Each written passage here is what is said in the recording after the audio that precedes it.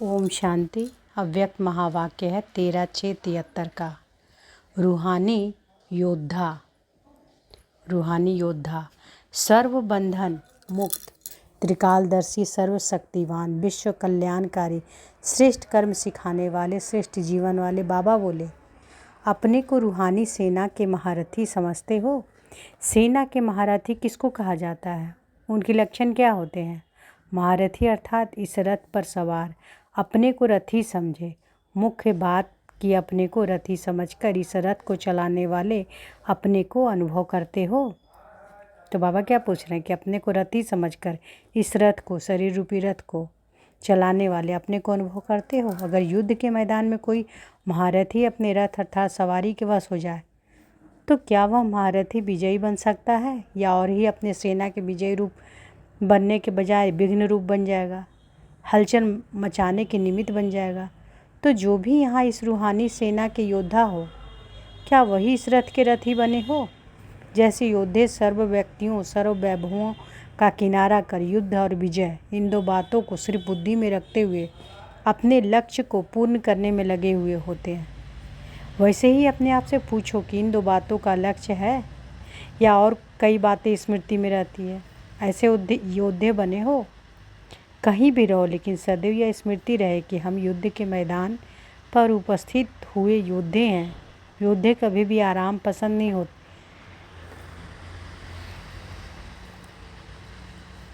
योद्धे कभी भी आराम पसंद नहीं होते हैं। योद्धे कभी भी आलस्य और अलबेलेपन की स्थिति में नहीं रहते।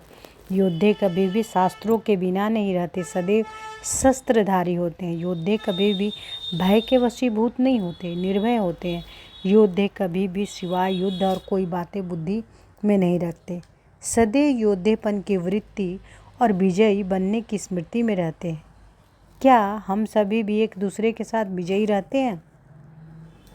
इस दृष्टि से एक दूसरे को देखते हैं। ऐसे ही रूहानी योद्धों की सदैव दृष्टि में यह रहता है कि हम सभी एक दूसरे के साथ महावीर हैं, विजयी हैं।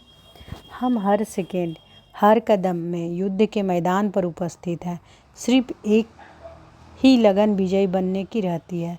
सर्व संबंध व सर्व प्रकृति के साधनों से अपनी बुद्धि को डिटैच कर दिया है। बाबा कहते हैं कि सर्व संबंध व सर्व प्रकृति के साधनों को अपनी बुद्धि को डिटैच कर दिया है, किनारा कर लिया है। या युद्ध के मैदान में हो लेकिन बुद्धि की तारे संबंध व कोई भी प्रकृति के साधनों में लगी हुई है। अपने को संपूर्ण स्वतंत्र समझते हो या कोई बात में परतंत्र भी हो? तो बाबा क्या कह रहे हैं? बाबा कहते हैं कि सर्व संबंध व सर्व प्रकृति के साधनों से अपनी बुद्धि को डिटैच कर दिया है, किनारा कर लिया है। या युद्ध के मैदान में हो लेकिन बुद्धि की तारें संबंध व कोई भी प्रकृति के साधनों में लगी हुई है। अपने को संपूर्ण स्वतंत्र समझते हो या कोई बात में परतंत्र भी हो? संपूर्ण स्वतंत्र अर्थात जब चाहो इस देह का आधार लो, जब चाहो इस देह के भान से ऐसे न्यारे हो जाओ जो जरा भी यह देह अपनी तरफ खींच ना सके।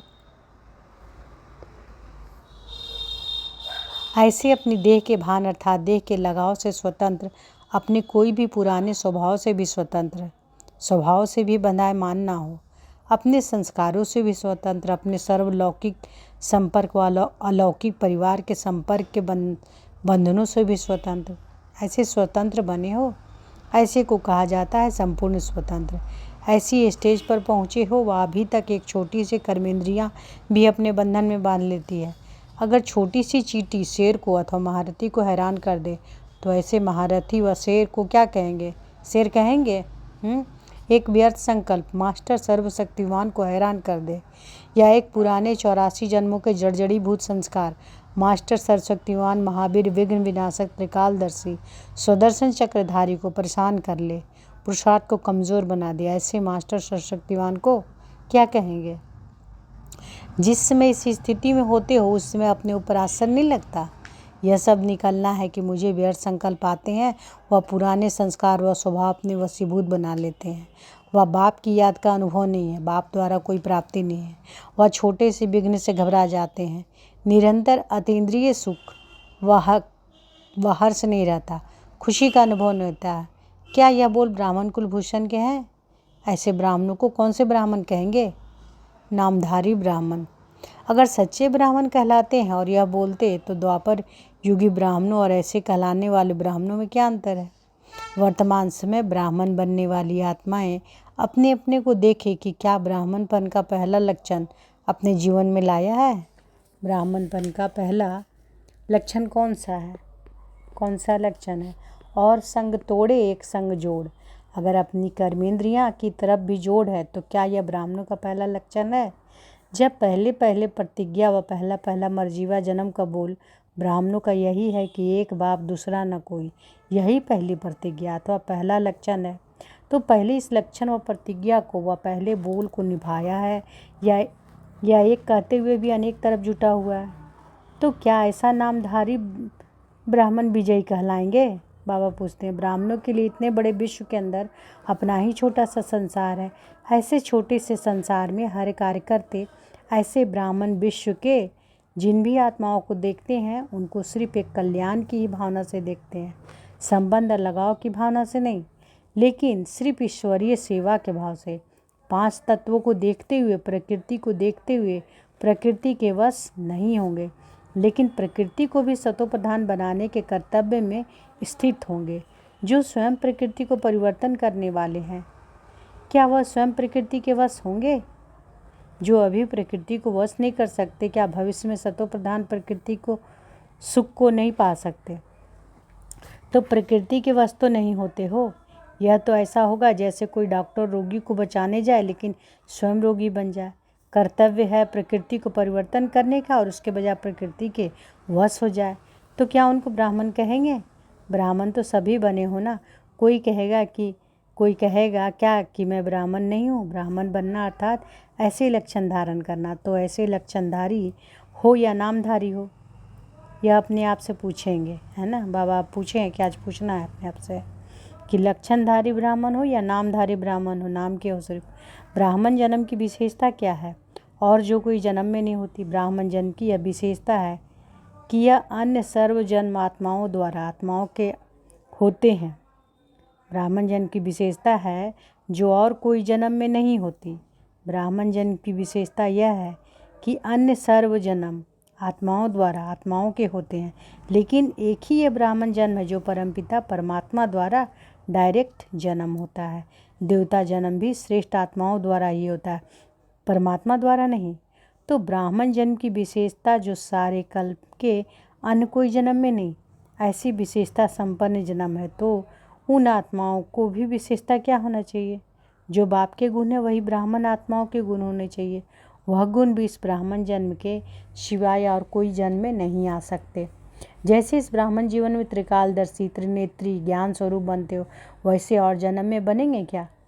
तो जो सिर्फ ब्राह्मण जीवन के गुण है, यह विशेषता है, उसको इस ब्राह्मण जीवन में अनुभव ना किया तो फिर कब करेंगे।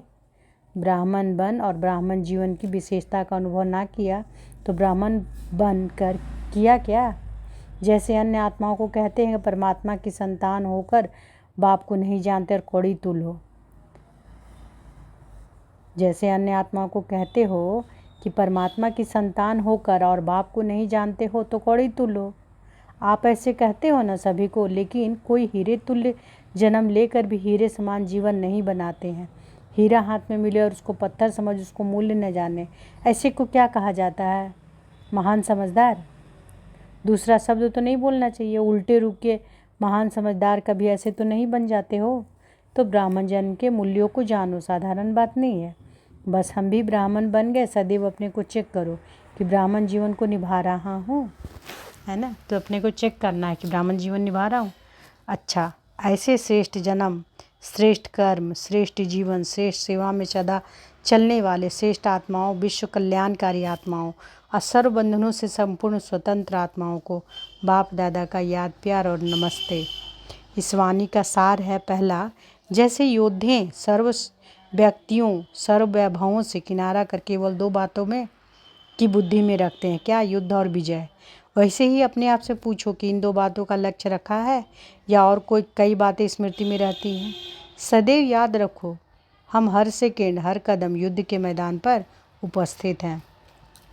अगर छोटी सी चींटी शेर को अथवा महारथी को हैरान कर दे तो ऐसे महारथी व शेर को महारथी कहेंगे। क्या इसी प्रकार अगर एक व्यर्थ संकल्प मास्टर सर्वशक्तिवान को हैरान कर दे या पुरुषार्थ में कमजोर बना दे तो ऐसे को मास्टर सर्वशक्तिवान कहेंगे? अच्छा, ओम शांति।